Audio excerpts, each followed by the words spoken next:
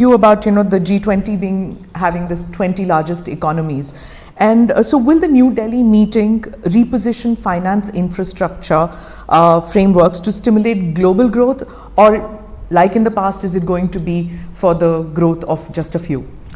Well, first of all, Smita, good to talk to you, and as you can see, this is like the home stretch. Everything is getting ready, the negotiators are negotiating, the people who are trying to get the arrangements done are working at it. So it's really at this moment very, very focused time for us. But still, I think it's important people have a sense of what is going on. My reading right now of the G20 is that there are a whole lot of issues.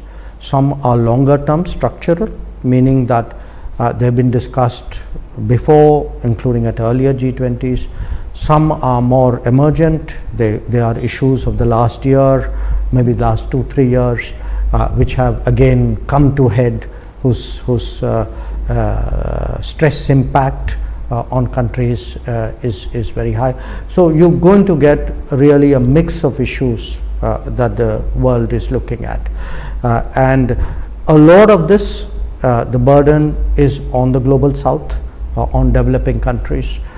So one very important message for us is focus on the global south.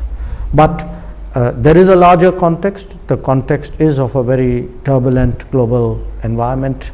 The impact of the COVID, impact of the Ukraine conflict, issues like debt which have carried on for some time, and by the way, climate disruptions which are today affecting the economy as well.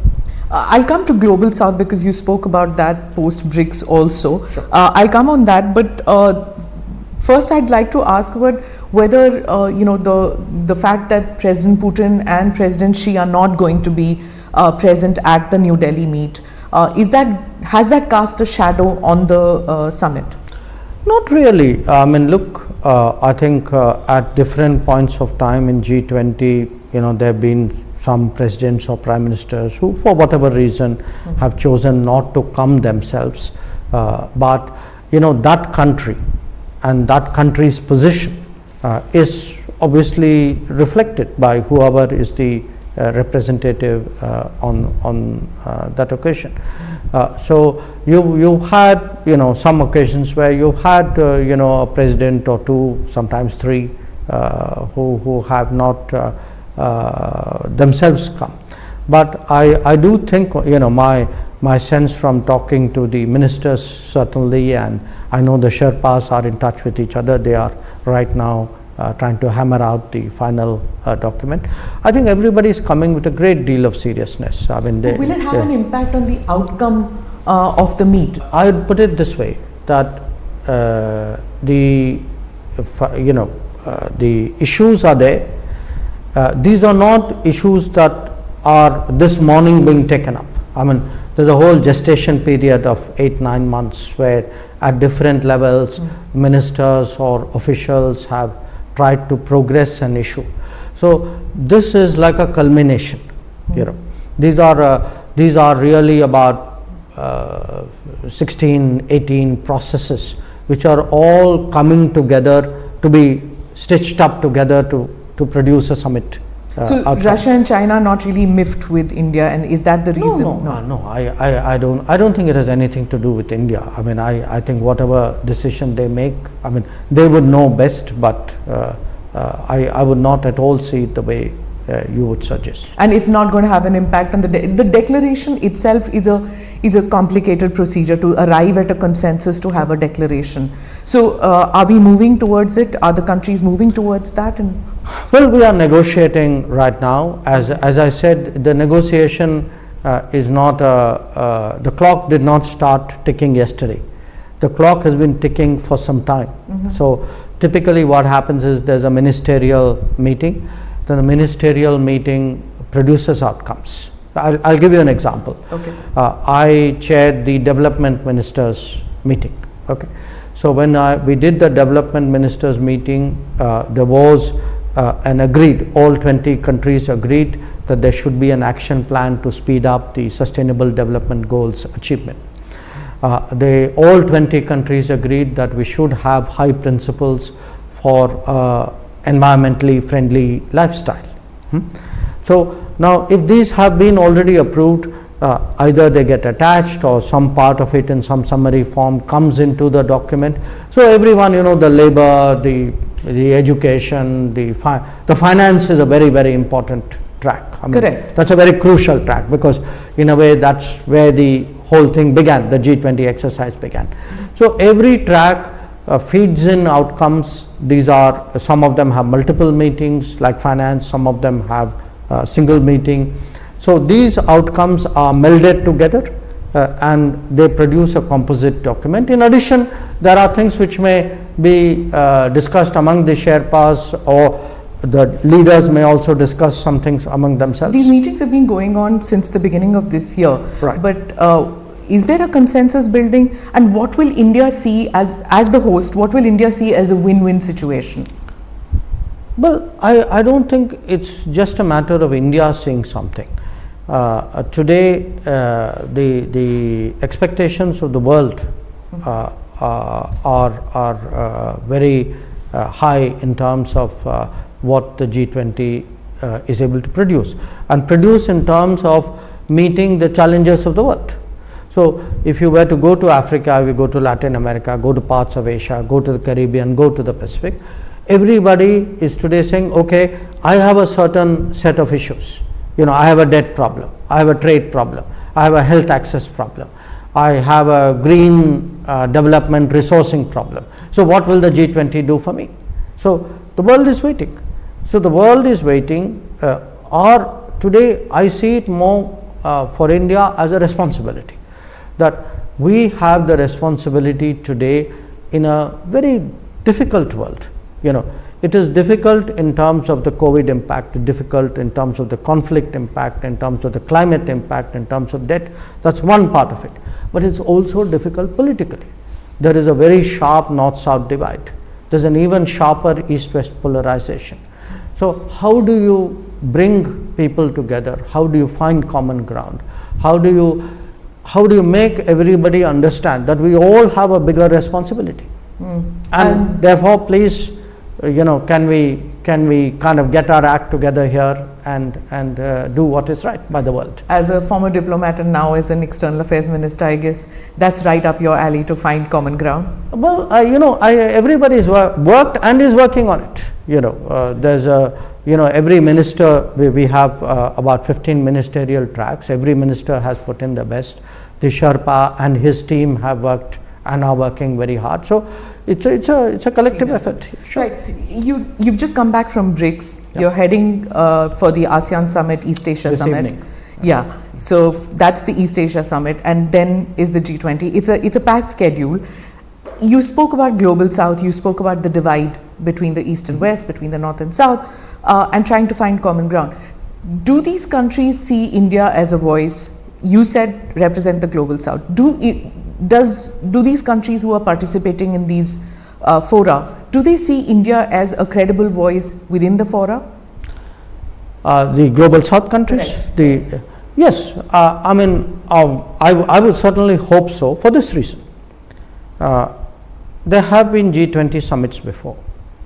No other G20 presidency made an effort to get together the developing countries who are not on the table and say, please come sit with us, tell us what are your concerns, and we will distill those concerns and place it before the G20.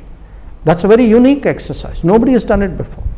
So if we have taken the trouble, and we meaning here Prime Minister Modi himself, if 125 countries have been consulted, feel today, yes, what we told India has promised us that they will put that issue on the table. I think they have a lot of expectation of India. And as far as the rest of the G20 is concerned, they know that, look, we have always in G20, outside the G20, India has a reputation of being a very constructive player, someone who bridges divides, who kind of somewhere helps to fix problems. So So there's a lot of goodwill that we have, and again, I stress to you, I'm confident that every one of the G20 coming to Delhi will understand the responsibility that they bear, will understand today that the other 180 countries of the world are looking to them to set directions, and that they cannot afford to fail them. Do these countries at any point of time feel that India has shifted its position, is leaning more towards the US than it used to? I know I sound like a dinosaur, but let me hark back on the non-aligned movement period, when we were considered absolutely, not leaning, and if at all leaning, then more towards the Soviet bloc, the former Soviet bloc. Do they see us leaning more towards the US now? No, I hate to confirm to you that you are being old-fashioned here. Mm-hmm. That it's really, I think, a very anachronistic way of looking at the world today. I think a lot of countries identify with India as a developing country. A lot of countries identify with India as a democracy. Many identify with India saying, okay, it's a pluralistic country, we see many institutional, cultural similarities. So different people in the world identify with us. But do understand this point, G20 is not the arena for power politics. I accept, I'm very, very conscious that diplomacy and international relations is a very competitive exercise. But even in diplomacy, there are occasions when you are competitive, there are occasions when you are cooperative. G20 is very much a collaborative forum. It is even countries who differ profoundly on many other issues, but their history, if you look at it, in G20 is to find something which brings them together. So we are trying to develop an agenda that if you look at resources for green development, for example, if you look at dealing with sustainable growth, if you are looking at plastics, if you are looking at biofuels, if you are looking at educational access, at nutrition, these should not be, and I don't think these are political issues. So what India's strategic calculations and adjustments may be, I think, is a different subject. But I've covered G20s earlier, and whenever there's a summit meeting, the presence of the American president kind of overshadows the other heads of state, and it can be something very small like the cavalcade going, and then everybody is made to wait for the US president to go forward. So do you think that the fact that President Biden is going to be here for 3 days in India, is that going to impact on the other countries feeling that India as a host country is again paying too much attention? No, I just think you're going on a wrong track here. I think you will see that everybody will come in smoothly, nobody will have to wait for anybody else. For us the G20 is a collective exercise. We will deal with it in that collective side. It's not just the bandobast I'm talking about. We are India. We are India. We know how to handle the world. Right. And believe me, especially in the last 10 years, we have shown how we can handle the world. I will also ask you whether, we were talking about the declaration, and the Russian foreign minister was pretty belligerent, saying that they wanted their view on the Ukraine crisis to be included in the declaration. Don't you see that muscle flexing has begun even before the summit?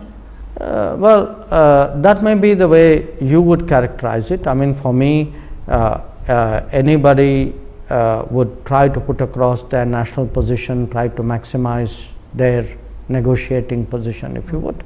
I think you should wait and see what actually happens in the negotiation, not prejudge it purely in terms of what may be said on one occasion and what may be the media interpretation of what was said on one occasion. President Biden's visit, what on the bilateral level, what is going to be on the table, if you could tell us, because there's talk about nuclear reactors, visa issues coming up. What could be on the agenda? Well, we've had a very strong state visit by the Prime Minister to the United States, strong in terms of the outcomes and the results of that visit. So my understanding is right now both systems, the Indian system and the American system, is busy working that through and trying to implement a lot of what was agreed to in June this year. So I think this would give an occasion for the leaders to take stock. Post-COVID and post-Ukraine conflict, foreign policy analysts feel that there's this arc of cooperation and arc of alliance between Russia and China, and that influences most forums. Whether it was at the BRICS, you heard about D Dollarization and stuff like that coming out. And do you think that that will cast a shadow on all these international meets? No, I think often arguments can be overstated, sometimes deliberately so, for a purpose. Okay. Since you refer to BRICS, let me give you the example of BRICS. We had the 5 BRICS members, a perfectly congenial, obviously a very detailed exchange about what, how to take BRICS forward, of which membership expansion was one. Even when you speak about currency, frankly, a lot of the focus was really about how to use our national currencies, which many of us want to do and are capable of doing today. We may not have been in that situation, a decade ago. So I would say, do not see the world very starkly in terms of black and white and this camp and that camp. I'm not saying that countries don't have their partialities and their relationships. They do. But I think the world is a much more nuanced place. It's much more multipolar. There are many more variables. A large part, even say again in BRICS, would have been, what are the views of South Africa? What does Brazil think? How, where is India going? And then you find some kind of landing point. I mean, if you look even at last year's BRICS, I mean, there were a whole lot of countries. You can broadly call them countries in the middle, and Indonesia and India, Turkey, South Africa, Brazil, Saudi Arabia, who all had their views and did what they could really to arrive at a consensus. And I think to what do you attribute this change? Where you saying that there is multipolarity and they're finding a voice to speak in spite, and it's not stark like what you're saying. Because I think over the last many years, especially maybe over the last decade, perhaps a little bit more, the relative economic weight of countries have changed. The relative political confidence of countries have changed. The relationships, especially of the major powers and the middle powers, has changed. So if you looked at it earlier on, it was like very tight groupings and, let us say, particularly in the Western world, a very strong alliance structure. Today, I think the world architecture has opened out very much more. So you have many more independent countries. They could be independent at a global level or a regional level or even in the neighborhood level. I think the world is changing, and the G20 itself is actually the best statement of it. That there was a time, after all, we left everything to the G7. Today, the fact that you have G20, I mean, G20 is today seen as the premier global forum. After all, just think in the last year, compare the G20 meeting to anything else, which has happened. A NATO meeting, a SCO meeting, a BRICS meeting, a Quad meeting, a UN meeting. Nothing has evoked the kind of attention and focus that a G20 meeting has, because